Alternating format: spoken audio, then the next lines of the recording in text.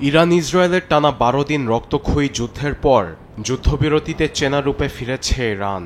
যে তেহরান খালি করার জন্য কিছুদিন আগে ১ কোটি মানুষ উঠে পড়ে লেগেছিল, সেখানে আবার প্রবেশ করেছে সাধারণ মানুষজন। শহরে ফিরতে পেরে যেন ফের স্বর্গে প্রবেশ করেছেন বলে জানিয়েছেন অনেকেই। তবে যুদ্ধের ভয়াবহতা এখনও ভুলতে পারেনি তেহরানবাসী। যুক্তরাষ্ট্রের মধ্যস্থতায় ইরান ইসরায়েলের মধ্যে যুদ্ধবিরতি কার্যকর হলেও একের পর এক ইসরায়েলি বিমান ও ক্ষেপণাস্ত্র হামলা কেড়ে নিয়েছে ৬ শতাধিক প্রাণ। এখনও বিভিন্ন জায়গায় বিদ্যমান ধ্বংসের ছাপ, বিধ্বস্ত হয়ে পড়ে আছে গাড়ি। এমন পরিস্থিতিতে যুদ্ধবিরতি কতদিন টিকে, এ নিয়ে অনিশ্চয়তার মধ্যে ভুগছেন অনেকেই। বেসামরিক স্থাপনাগুলোতে ইসরায়েলি হামলার ক্ষোভ নিয়ে দিন কাটাচ্ছে তেহরানবাসী। এটি অভিশপ্ত যুদ্ধ ছিল।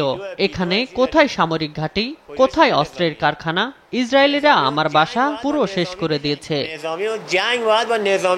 যুদ্ধের ক্ষত ভুলে তেহরানের কিছু কিছু জায়গায় আবার খুলেছে বাজার। ক্রেতাদের আকৃষ্ট করতে সাজিয়ে রাখা হয়েছে নানা মশলাপাতি। দোকানপাটে ভিড় জমাচ্ছেন অনেকেই। জনজীবন আবার স্বাভাবিক দিকেই ফিরেছে। তবে যে কোনো সময় ইসরায়েলি ক্ষেপণাস্ত্র হামলায় নিমিষেই সব শেষ হয়ে যেতে পারে বলে শঙ্কা জানান অনেকেই। যুদ্ধবিরতির উপর ভরসা রাখছেন না কেউ কেউ। সবকিছু স্বাভাবিক দিকে ফিরলেও মনের ভেতর সংশয় কাজ করছে।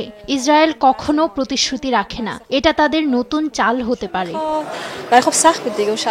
আবার কেউ কেউ বলছেন ভিন্ন কথা।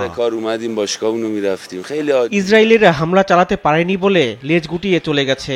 নিঃস্বার্থের জন্যই তেল আবিব যুদ্ধবিরতির প্রতি সমর্থন জানিয়েছে। তবে টানা ১২ দিনের যুদ্ধের ভয়াবহতা এখনও তেহরানবাসীর মনে তরতাজা। ইরানের ভবিষ্যৎ নিয়ে অনিশ্চয়তার মধ্যে ভুগছেন অনেকেই। আলবিদ আফসার, নিউজ ডেস্ক, দেশ টিভি।